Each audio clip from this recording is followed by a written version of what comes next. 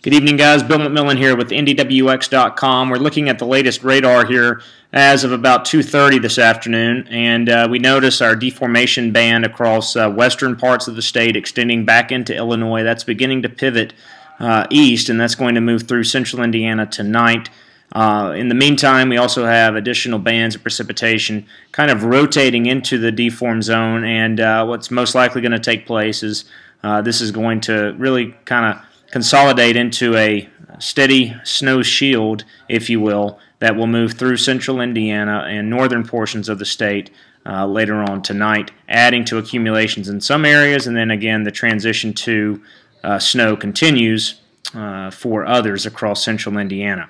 We're going to extend, let's go out here till 4 o'clock, and 4 o'clock HRRR suggests that we've got snow encompassing all of the city at that point, continuing to advance south and east. And as we put this into motion, we're going to notice that that deform zone continues to move through central Indiana tonight into early Thursday morning before tapering to snow showers and some embedded snow squalls. And we notice that the HRRR actually continues to be rather consistent with tapping into some lake enhancement here that will extend potentially all the way into central Indiana early Thursday morning. That could add to some snow accumulations in some parts of the state.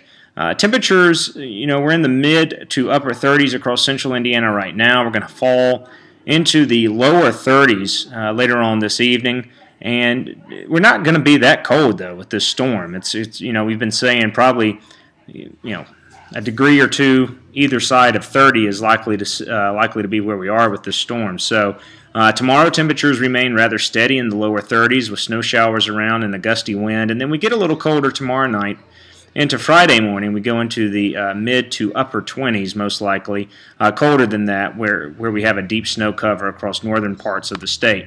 Before we leave you this afternoon, guys, we'll take a look at the latest GFS forecast model, and once we get this storm system out of the way, we're going to see a quick rebound in temperatures and really what's going to be another very nice weekend coming up across the area with a nice southwesterly airflow and much milder conditions building in here both Saturday and Sunday. As a matter of fact, it wouldn't surprise me yet again if we go into the 60s. We're not going to be nearly as nice as we were last Saturday where we went into the 70s, but certainly considering it's the last weekend of February, moving into the 60s with a breezy southwest wind and some sunshine, we'll take that any day of the week this time of the year for sure.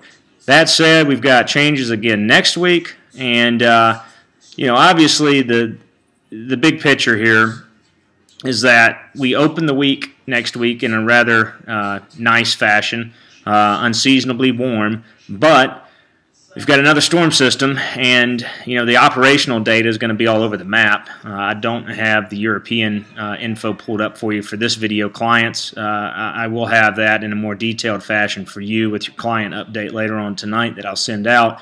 But does this look familiar or what? This is the middle part of next week. Once again, some forecast models like the idea of surface low pressure tracking along the Ohio River and again impacting central and northern parts of the state with another winter event potentially of significance, and this is deja vu all over again. The middle part of next week should this verify. Again, a long way to go with that though, a lot of details to iron out.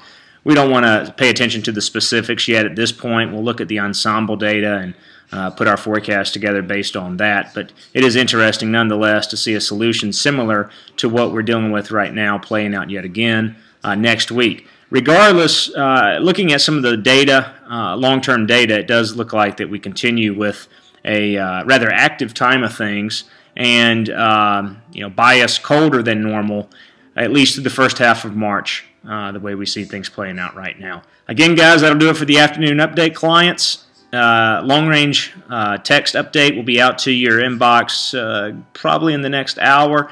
And again, I will be updating our snow situation with this updated snow discussion in your inbox as well later this evening. In the meantime, guys, make it a great evening. We'll talk with you soon on NDWX.com.